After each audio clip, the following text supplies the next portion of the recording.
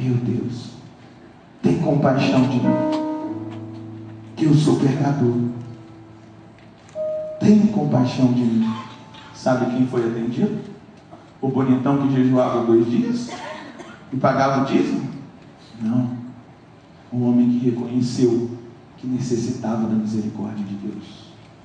Diga para os seus irmãos assim: abre o seu coração, porque Deus quer fazer na sua vida, e Ele precisa encontrar o seu coração aberto, livre, para experimentar essa libertação, essa cura. Volta lá agora no Antigo Testamento, no 2º livro das Crônicas. Vou pegar uma passagem do Novo, do Evangelho, vamos no Antigo. 2 Crônicas 7, 12. Vamos no 11. 2º livro das Crônicas, capítulo 7, versículo 11. 2 Crônicas 7, 11. Salomão tinha terminado a casa do Senhor e o palácio real, e tudo que Salomão se tinha proposto realizar no templo e em seu palácio lhe saiu muito bem. Então durante a noite o Senhor apareceu a Salomão e lhe disse: ouvi a tua oração e escolhi este lugar como casa para receber os sacrifícios.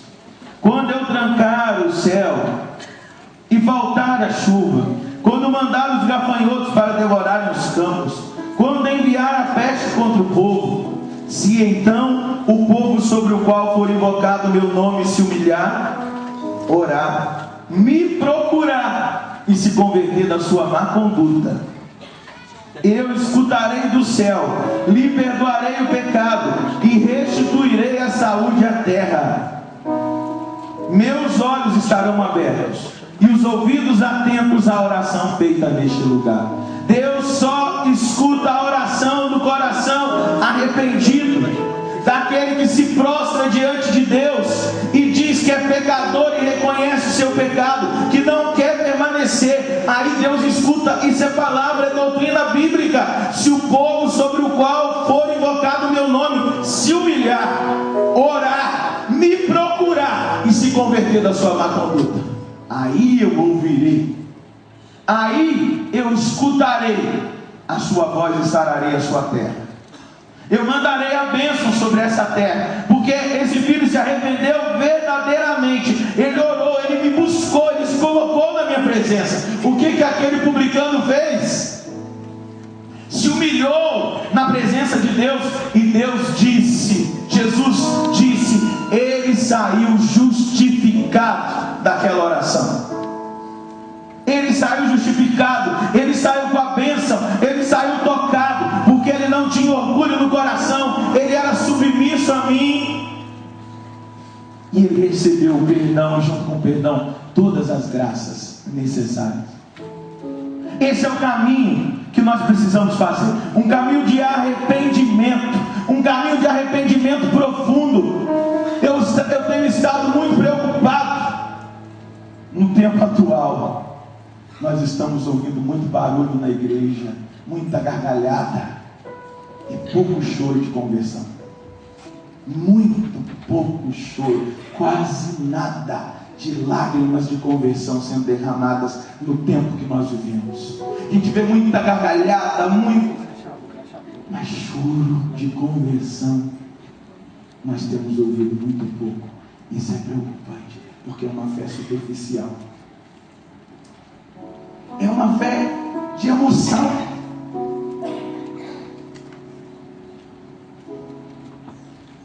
Eu me preocupo. Me preocupo com os shows. Me preocupo muito. De oferecer uma fé superficial para o povo que nos foi confiado. Não estou dizendo que nós não temos que alegrar, jogar a blusa para cima, pular. Eu sou assim. Mas nós temos visto muita gargalhada e pouca lágrima de conversão. Muito pouca lágrima de conversão, nas nossas conferências, nos nossos encontros, naquilo que nós fazemos, na nossa vida de oração pessoal, muito pouca lágrima de conversão. Nós precisamos adentrar esse mistério do arrependimento, que nos garante o toque libertador de Deus, que nos garante essa experiência de um coração transformado. Claro, eu não cometo pecados que eu cometi há 16 anos atrás, mas graças a Deus eu moro com 7 padres. Eu me confesso às vezes 2 vezes na semana, porque eu não suporto o pecado na minha vida. Não suporto o pecado na minha vida. Eu não posso permitir o pecado na minha vida, porque ele é veneno para a minha vida espiritual. Meu Deus, quando eu faço alguma coisa e eu sou meio bravo, e às vezes eu me exalto, eu bato na mesa, que eu gosto das coisas certas, e eu falo a verdade. Às vezes eu falo a verdade sem caridade, eu firo, irmão. Depois me vem uma dor na alma que eu digo, para que eu fiz isso? Eu não precisava ter feito isso. E eu gosto da justiça, e às vezes eu sou justiceiro, porque querer a justiça é uma coisa, ser justiceiro é outra. E aí eu me exalto. Esses dias eu estava com um padre, o padre estava dirigindo o meu carro, e eu me exaltei, eu bati no carro, falei, não pode isso. Ele regalou o olho. Eu não aceito isso definitivamente. Depois que eu falei, ô anda, você não muda de vida mesmo, né? E ele já era o meu confessor mesmo. Quando nós chegamos em casa, eu falei, vem aqui no meu quarto, eu preciso falar tete-tete com você. Aí me ajoelhei e falei, eu sou um pecado.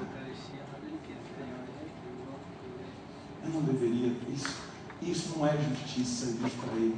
Isso é rebelião. Isso é rebelião, é revolta. Eu estava sendo justiceiro, eu não estava sendo justo. E aí eu falei, padre, me perdoa porque eu pequei. Aí ele, tão misericordioso, me acolheu e me absolveu dos meus pecados.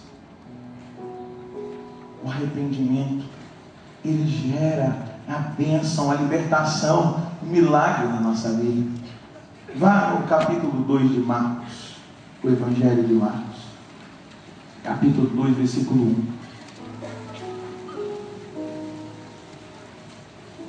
Marcos, capítulo 2, versículo 1.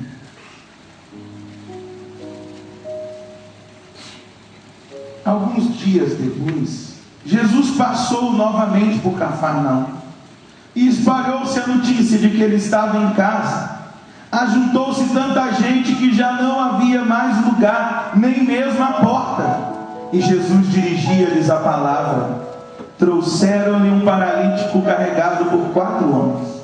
Como não conseguiam apresentá-lo a ele, por causa da multidão, abriram o teto, bem em cima do lugar onde ele estava, e pelo buraco desceram uma maca, em que o paralítico estava deitado.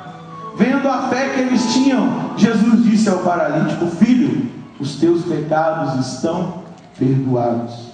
Estavam ali sentados alguns escribas, que no seu coração pensavam, como pode ele falar deste modo? Está blasfemando. Só Deus pode perdoar pecados. Pelo seu espírito, Jesus logo percebeu que eles assim pensavam e disse-lhes, por que pensais essas coisas no vosso coração? Que é mais fácil dizer ao paralítico, os teus pecados são perdoados, ou levanta-te, pega a tua maca e anda. Ora, para que saibais que o Filho do Homem tem na terra poder de perdoar pecados, disse ao paralítico, eu te digo, levanta, pega a tua maca e vai para casa. O paralítico se levantou e à vista de e à vista de todos saiu carregando a maca.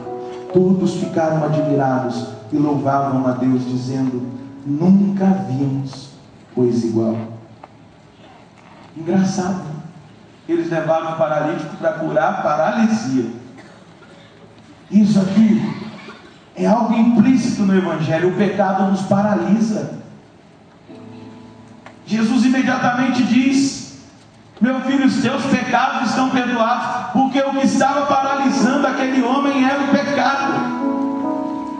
O que estava impedindo aquele homem de caminhar, de evoluir, de viver a vida em Deus era o pecado. Não era aquele mal aparente físico, mas era o pecado que o paralisava, era o pecado que o deixava preso, era o pecado que o colocava num estado tenebroso.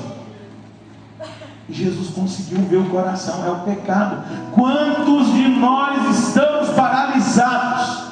Quantos de nós paramos de crescer na nossa vida espiritual? Quantos de nós retrocedemos e temos dado vitória para o safado do diabo, porque nós estamos paralisados pelo pecado? Porque nós estamos pedindo, ou melhor, nós estamos permitindo que essa erva daninha, que é o pecado, cresça em nós, tenha força em nós e tem nos paralisado. Líderes paralisados, líderes acamados, líderes calados, profetas que se transformaram em falsos profetas por causa do pecado, paralisados, acamados, vivendo uma paralisia espiritual. Pessoas que testemunhavam e que dão contra-testemunho porque foram permitindo o pecado de entrar. Hoje nós precisamos de santidade nos púlpitos. Não adianta ter uma boa oratória, não adianta ter até mesmo uma capacidade de oração sem ter santidade, sem viver a experiência da conversão. Não adianta, de nada adianta a nós. De nada adianta a nós carismáticos se nós vivemos de aparência, porque no Evangelho de Mateus, no capítulo 7, Jesus vai ser muito radical. Nem todo aquele que me diz Senhor, Senhor entrará no reino dos céus. Mas eu morro de medo dessa palavra. Mas Senhor, nós curamos em teu nome. Eu tenho lá, Jesus, mais de 3.000 testemunhos de cura. O senhor não me conhece? O senhor sabe, olha Luiz da Canção Nova. Nem te conheço. Mas eu preguei em tantos lugares, em tantos países. Nem te conheço. Às vezes nem o diabo conhece o sujeito. Lembra daquele exorcista que foi lá fazer o exorcismo? Paulo eu conheço, Jesus eu conheço, mas você deu uma costa no exorcista, porque não tinha uma vida em Deus, não tinha uma vida de arrependimento, uma vida de comunhão. Meus irmãos, nós temos sido intimidados. Eu falo isso no meu livro. Sabe por que nós temos sido intimidados pela doença? Sido intimidados pelo mundo? Sido intimidados pelos problemas? Porque nós perdemos a intimidade com Deus, o relacionamento pessoal, o relacionamento pessoal diário, aquele diálogo, aquela conversa ao pé do ouvido, aquela amizade, aquela intimidade. Quando nós não temos intimidade, nós somos intimidados pelas pessoas, intimidados pela enfermidade que vem. No ano de 2003 eu fiz uma cirurgia, foi uma catástrofe, uma cirurgia de varizes. Tive uma trombose, da trombose uma embolia pulmonar e um infarto pulmonar. E eu fui para o hospital desenganado pelos médicos, e a primeira coisa que eu fiz foi murmurar contra Deus. Eu falei, eu saí de casa, eu deixei meu pai, deixei a minha mãe, eu sinto saudade do cheiro da minha cidade. Quando eu chego lá,